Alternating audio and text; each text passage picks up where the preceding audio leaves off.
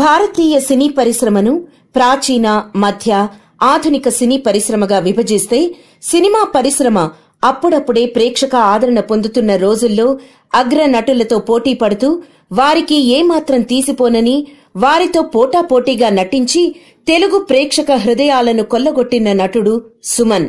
అందానికి అందం, హైటుకు హైటు, బాడీకి బాడీ ఉన్న నటుడెవరంటే సుమన్ అని చెప్పడంలో ఎటువంటి అతిశయోక్తి లేదు.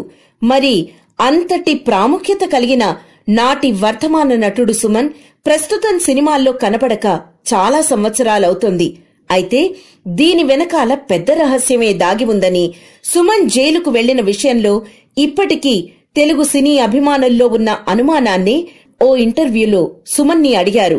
బ్లూ ఫిల్మ్ కేసులో సుమన్ని ఇరికించింది చిరంజీవేనని, ఇప్పటికీ ఆ ప్రచారం పెద్ద ఎత్తున ఉందని, దీనిని మీరు కూడా నమ్ముతున్నారా అని ప్రశ్న ఎదురైంది.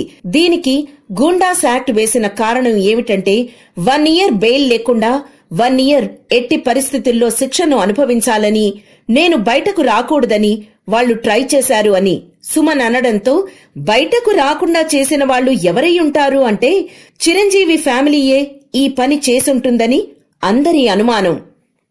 మరిన్ని ఫ్రెష్ ఫిల్మ్ అప్డేట్స్ కోసం మా TFC మీడియా ఛానల్ ని సబ్స్క్రైబ్ చేసుకోండి.